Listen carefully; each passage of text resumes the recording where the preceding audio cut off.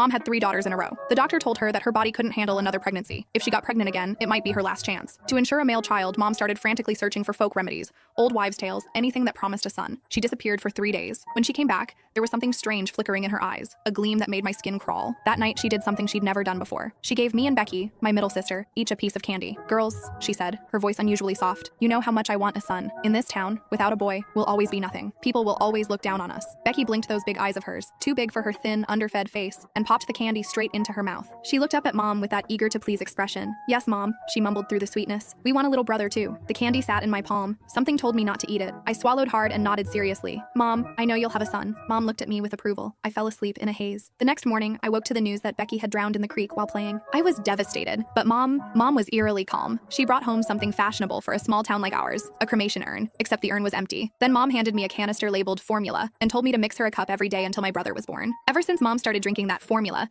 her belly grew bigger and bigger. Half the town said she was carrying twins. Others said the way her belly came to a sharp point meant it was definitely a boy. Mom couldn't stop smiling. "Just one baby," she'd say, beaming. "He's just big, well-nourished." The child really was enormous. Mom's belly swelled up like a watermelon, purple-red stretch marks crawling up toward her chest. She was always complaining about how itchy those marks were, scratching at them until they looked even more horrifying. Raw, angry lines across her skin. Lately, as she got further along, she kept saying her belly felt hard as a rock. Whenever that happened, a cup of that formula would bring color back to her face and calm her down. She even stopped cursing at me as much. But the powder in that canister was running out. I told Mom there wouldn't be enough to last until the baby was born. Should we get more? The moment the words left my mouth, Mom's eyes locked onto me. After I cowered and trembled for a moment, she shook her head. "I'm going to stay at Grandma's for a couple days," she announced. I didn't dare argue. Even without her saying it, I knew. Mom was going to get more formula. Sure enough, when she came back, she said my youngest sister Sarah had been in a car accident. She brought home another empty urn. At the same time, she handed me a sugar canister. It was filled with that same fine, odorless powder. Nothing like milk formula at all. Following her instructions, I mixed the 2 powders together. I overheard her muttering to herself, "Good thing I kept the smaller one as backup. Otherwise, how would I feed my precious baby boy?" Every hair on my body stood on end, but I could only pretend I hadn't heard. Mom's labor was brutal.